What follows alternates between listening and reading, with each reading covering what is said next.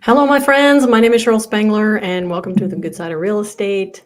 Yesterday, I had a conversation with a client, an investor, someone who owns a primary resident, and he is looking, actually, multiple investors right now, clients of mine, are looking to invest in another property that they can rent out for long term. And we had this conversation about, should I become a Section 8 landlord, and what's required of someone who becomes a part of the Virginia Housing Choice Voucher Program. So I thought it would be a good idea to do a quick live stream this morning, almost this afternoon, and talk about the ins and outs of becoming a landlord with guaranteed income from the local state of Virginia and federal government as part of the Virginia Housing Choice Voucher Program, otherwise known as Section 8.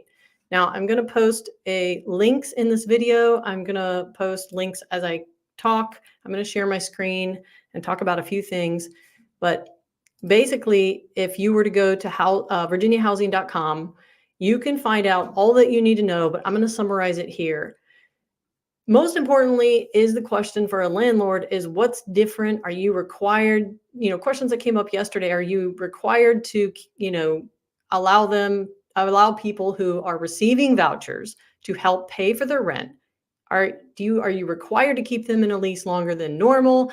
What standards do you have to follow? What does the house quality need to be? How long does the process take? So I want to answer all those. First is, what is the Housing Choice Voucher Program? It is basically a federally backed affordable housing program. And we're talking in the state of Virginia here, but if you're not in Virginia, check out your state's housing program, where based on income limits, tenants can receive somewhere between 50 and 70% of the current market rent for a place they're looking for in basically a gift. It's a voucher in the form of a voucher to cover their rent. So I'm going to walk through also we're going to pick Fairfax County, which, by the way, if you don't know, Fairfax County is one of the largest counties in Virginia. There's about 8 million people in the state of Virginia. Fairfax County has about 1.1 million people. So we're going to use that as an example because as an agent that lists properties for sale and for lease, I will tell you that I get hundreds of inquiries of people that ask the same question, and that is, do you take Section 8? Do you take the housing vouchers? Do you take housing vouchers? So I want to encourage, this video is to encourage all landlords to, first of all, know the laws, which changed after 2020. If you own 4 units, 4 homes or more, you are required to become a landlord that offers the ability for housing vouchers. If you only own 1 rental, you're still in the realm of being able to decide whether you want to become a landlord that takes housing vouchers. But I believe in the future, not too long, all landlords, regardless of how many homes you own, will be required to offer and take housing vouchers, because everything in the state of Virginia and most states is leaning toward affordable housing. In order to truly provide affordable housing to everyone, every single landlord that owns a rental needs to have gone through and had their home inspected and approved so that you can take housing vouchers. So basically, it is a federal backed program, affordable housing. There are income limits, and these subsidy vouchers are under what you probably know of VHDA, but now they go by Virginia Housing. And like I said, in 2020, if you own 4 or more rental units, you are required to offer and take vouchers. Also, the biggest thing is because income, the source of income of a tenant, cannot be a point of discrimination. This is why they're moving to where everyone probably eventually who owns a rental will have to become and have their home inspected to accept housing vouchers, because discriminating on who you rent to based on the source of income, because any tenant who's approved under this program, like I said, gets 50 to 75% of their rent covered through vouchers by the state. So they're eliminating all discrimination, which you shouldn't be discriminating anyway. And I will put a link to a PDF that I use when I represent a landlord to absolutely eliminate all potential micro discriminations, right? And that is by providing something called a tenant selection document. With anyone that I help lease a property in the DMV area, I recommend and have them create a tenant selection document. This is a one-page document that lists out everything that the landlord is wanting to require of a tenant who moves into their place. Okay. And real quick, let me just put this up here. And this tenant selection document is key to not just ever getting at fault for discrimination, because it lays out exactly what credit score that you want as a landlord, everything that you are not going to allow in the home, smoking, no smoking, animals, credit score, that a background check is required, you can never be evicted, like whatever it is that you want to say as a landlord that you require from a tenant, you put in this tenant selection document, and every single person that applies or wants to apply, I say wants to apply, would have to sign this tenant selection document and look at it and acknowledge they have read it. And if they meet all those criteria, then they want to go ahead and apply.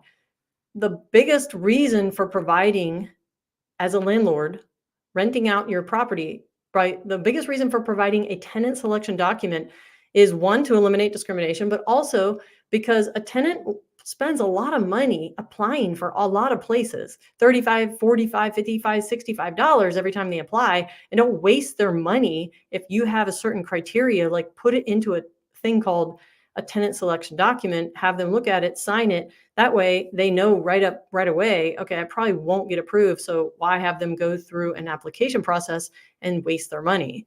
So that's just one thing I recommend to absolutely eliminate discrimination. If you're just hopping on, it's create a tenant selection document. I am going to put that PDF in the description of this video. Also, how to keep from, well, that keeps you consistent. All right, so let's go into landlord responsibilities. I'm going to do a quick screen share to, let's see here.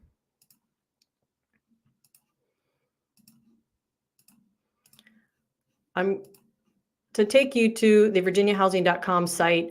And I know this might be boring for a lot of people who happen upon this video, but it's really important to just get a summary of what is required as a landlord. This is a page for renter resources, but as a landlord, you are required to keep normal, safe, and clean environments. I'm putting this up on the screen so you can look at it real quick, but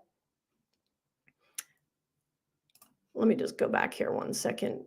Let me go back to the Housing Choice Voucher site and just say quality of standards. The housing quality standards are really no different than you buying a home and getting a home inspection done and wanting for yourself and your family a property that is simply safe and clean and that complies with the guidelines of electrical, plumbing, roof, foundation, heating, air, no leaks, things that are normal safety concerns. And I wanted to also put this up here.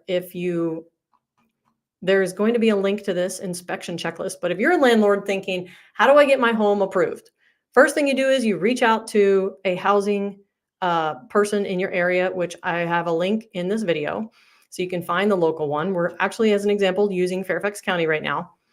And what they will do is they'll schedule an inspection of your property. That's step one as a landlord. And this is the inspection checklist as of this is actually listed as 2022, but it's current, of January 1, 2024. And it just goes through what you can see here. They're just going to go through and look at living room. Does it pass or fail? Electrical hazards. Do the windows close and fasten? What is the condition? Are there any broken windows? I mean, so this is standard stuff. There's nothing extreme. If you were to do a home inspection on a property that you buy, you would find all of this information out. It is no different. So there's no extreme, standard. The standard is good, livable, safe, and clean. And so, wall conditions, are there holes in the walls, floor condition, and they go through the bathrooms. I mean, this is kind of like a normal checklist you would find in a home inspection. So I just want to say, if you're a landlord, don't be freaked out like, oh my God, I have to do a bunch of repairs. But guess what? If you do this inspection and they come back with something that needs to be repaired, you have a select amount of time to get those repairs done, which you would do anyway. And then they come back and re-inspect. And once they inspect and approve, you now have a home that's eligible for housing choice vouchers. So I just wanted to show that real quick. Okay, so the second thing is, as a landlord, that you have to do is basically comply with the terms of the Housing Assistance Program contract.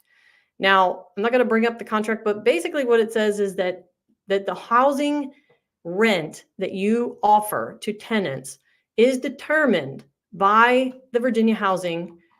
And let me see if I have this up here. Here, it's determined by two things. As a landlord, what you can rent your home for when accepting housing vouchers is determined by two things. One, the current market value, which any real estate agent can run in the last 60 to 90 days, what homes have rented for in that area, and that will determine the current market value, not what is actively for rent, but what is actually rented. And also the second portion of that is that the Virginia Housing has a housing choice voucher payment standard where they determine, in addition to the current market value, what they're willing to pay. This will just give you an idea, but let's just say, as our example, we're talking about Fairfax County, and this might be hard to see, so let me blow it up a little. In Fairfax County right now, if you were, let's just say, a typical 3-bedroom home, whether it's a townhome or single family, as of 1/1/2024, a 3-bedroom home in Fairfax County goes for around $2,798. Okay. So that is the standard that Virginia Housing has determined in Fairfax County for a 3-bedroom home. If you're looking for a 4-bedroom home, the standard that they have determined is $3,316 for rent. So you're going to have to stay within, if you're going to rent using and accepting housing vouchers, you're going to have to stay within this realm, which, by the way, is pretty standard to just looking up the fair market value. Example is, I just recently leased a property for an investor landlord, and it was in Alexandria/Fairfax County, and it was a 3-bedroom, 2.5 bath. And we actually rented it for $2,500. And see here, they have $2,798 listed. They have $2,798. So it's pretty standard with the current fair market value.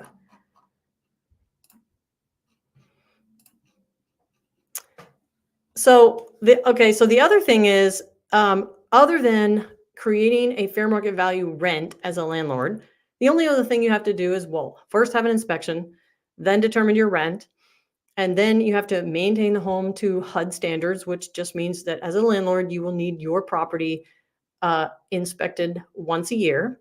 But don't worry, because as a tenant who's approved for a voucher, they have to also be reapproved every year. So the landlord gets their home inspected once a year. The tenant gets their approvability reviewed once a year. And as a landlord, the other thing is just accepting to having someone come in and inspect the home. And as a tenant, what you do is you have to have at least, so now we're on like the tenant responsibilities. Just as a recap, landlord responsibilities are simply contact your local rep for your city, get your house inspected. If there's anything wrong with it, fix it, then re-inspect it. And then use their specific contract, which you basically put like who the tenant is, who the landlord is, and that you've been approved through inspection. And it is up to you to do this. And then you will receive, like I said, one payment direct deposit into your checking account as a landlord for 50 to 75% of the monthly rent. And the tenant will be responsible for paying you in whatever form or method you choose the other portion. And so now I want to talk about tenants. If you are renting in Northern Virginia, thinking about renting and wondering, do I qualify for the housing voucher program? Do I make too much money? I'm going to tell you right now what is required. First, you have to make sure that at least one applicant on the you have to submit an application. One applicant in the household has to be a U.S. citizen or have eligible immigration status. One person in the household on the application has to be a U.S. citizen or be in eligible immigration status. Second criteria is that you cannot be doing anything illegal, illicit, or violent. And if those things are reported, you will be kicked out of the voucher program. The third thing is that you have to simply abide by the lease. Now, when I say abide by the lease as a tenant, you're literally abiding by the lease anyway as a tenant. If you sign a 1-year lease, you're required to pay on time every month on the first of the month, late after the 5th or 7th. And then after a year, the landlord chooses to either renew your lease or basically say, I don't want to rent you anymore. And then you find somewhere else. Same thing applies when you're using the voucher program. You just have to abide by the lease.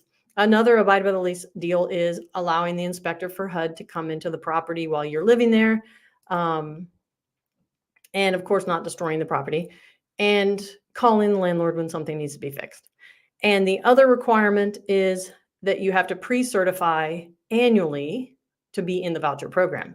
Now, I do know that there are people that have been in the program for years who don't qualify and just recently are being kicked out of the program. And that's probably due to the Virginia Housing being backlogged on doing their pre-certification on an annual basis to tenants. But let's go through, what do you need to make per month in order to qualify? Let's see.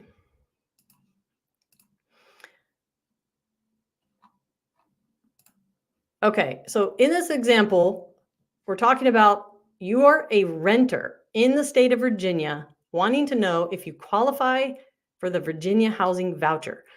First thing I want to tell you is, at this very moment, which is January 25th, 2024, there is a massive backlog waiting list on these to receive these vouchers.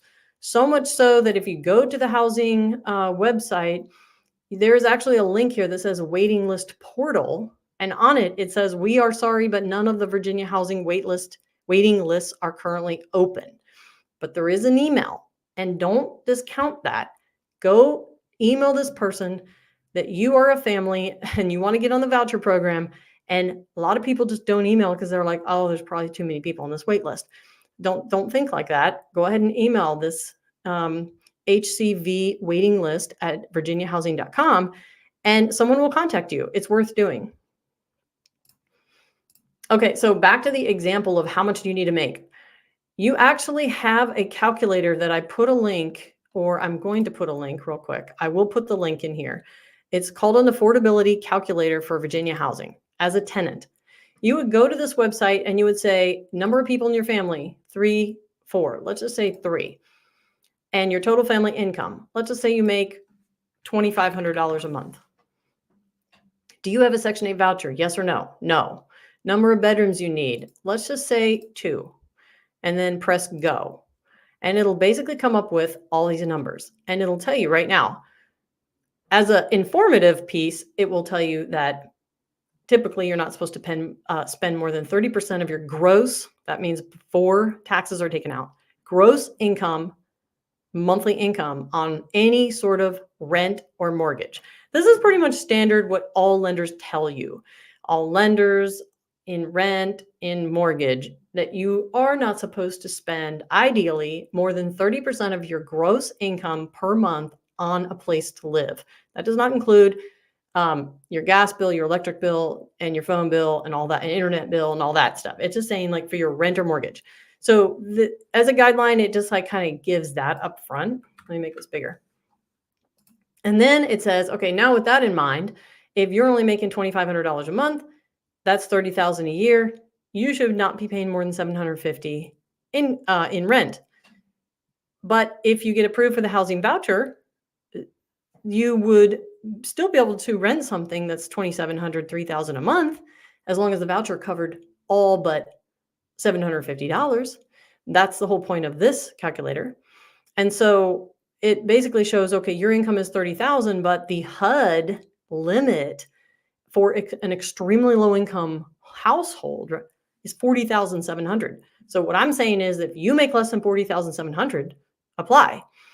And the HUD very low income limit, so there's an extremely low income and a very low income and a low income. And what I'm saying is if you make $85,770 or less, you can go apply for the housing voucher. That might sound crazy to some people, but the low limit is 85,000 or less. If you make 67,000 or less, definitely apply. You will get more money toward your rent. And if you make 40,700 or less, you will get probably more like 75% of your rent covered by the voucher program. And so what it says here is the consensus says that the median family income is around 136,000 a year in Fairfax County, because it says what can you afford to rent in Fairfax County. Now, if you pick a different county, it's going to be different numbers. So the link to this is going to be in this video, which is basically called the affordability calculator. I think this is really important for anyone who's interested just to know what is the median family income in a certain county, regardless of the voucher program, and where do you fit in this? And that is why so many people are struggling to even buy or rent normally without voucher programs in the area. Because when you look at what the housing of urban development considers to be extremely low income, $40,000, the average income of a real estate agent, I'm saying average, and everyone knows for most jobs, 80% of the people, 10% of the people make all the money, 80% don't. The average income for a real estate agent, according to the stats, is $45,000. So they are considered the housing and urban development extremely low income limit. In most jobs, if you make 40 to 65,000, you qualify for housing vouchers. Do not consider this as a negative thing. Apply. If you don't have a waiting list to apply to, email to get on the waiting list when it opens. So let me just go back here. Okay, let me just stop sharing a second. Okay, so the next thing is that's a tenant. So I have a note here that I just wanted to highlight everything. So now the process of renting. If you're a tenant and you're thinking, okay, wow, I just saw those numbers and I just realized that I qualify in some way in those three numbers, I qualify for the housing voucher. I'm going to go ahead and email to see when the waiting list opens up, I can get on it. And once that happens and the waiting list is there, what you do is you establish, based on your income, what you can afford. Okay. Then you actually go to find a property. Actually, I will screen share to do that first. And then you go to the Virginia Housing website to find a property. I want to recommend that any tenant right now with a housing voucher who is looking to rent a property, it is challenging to just make thousands of phone calls off of Zillow for places for rent and ask the question, do you guys take housing voucher? Do you take Section 8? It's exhausting and defeating because a lot of people just say no, or I don't know what's required in that, or no. Or they may say yes, but there are certain websites like Zillow, Trulia, homes.com, realtor.com, where you can go and actually sort the for rent by those who take housing vouchers. And I will try to put a link to those directly in this video. And once you find a place, then you submit what's called a request for tenant approval. And that is, hey, I found a property. Here's my request for tenant approval. And they look at you and say, okay, as long as you've done the annual qualification and you've passed, you qualify for this rent. They want to, it asks all the questions on the request for tenant approval. Who's the landlord? Who are you, the tenant? How much is it? What do you approve for? What's your income? It is up to you as a tenant every year to share whether you increase or decrease your family members who live in that home and also your income so that you can be pre-approved every year. And then you're either going to pass or fail the qualification process through Virginia Housing as a tenant. If you pass, you sign a lease. If you fail the qualification because something's changed in your life, then you basically get kicked out of the program. Something that came up recently, if you are currently in the housing voucher program and renting a property and you all of a sudden don't qualify after having been qualified for a few years, you will be evicted from that home, no matter what. And even if you're in the middle of your lease, typically they do the review at the end of lease period. But I'm just saying this did happen recently to someone that I who had inquired on something I was renting out, and that is that they were in a property as an approved voucher person, and they just were informed that they are not qualified anymore, and in fact didn't qualify last year or the year before, and they're just now finding out, and they're being evicted. So that is just something to be aware of. It's not something you can go sue the Virginia Housing Department for. If you don't qualify, you have to be out. That means that they detail the process of if you're expelled from the program, you have to be evicted immediately, whether you're in your lease or not. So what do you guys think of this? If you are thinking about buying a property and renting it out long term, consider using and getting your property qualified to accept housing vouchers. One, you may be required to do this anyway in the future, even if you own one property. And two, you can get 50 to 75% of your income guaranteed direct deposit into your account while also helping people. The tenants are like any other tenant. They have requirements. They are annually reviewed. They are annually inspected. And I believe they do the best they can to keep the property as long as they can. So they like to sign long leases. And I think it's really good for landlords. So drop your comment on what you think about this. And I will see you guys in the next video.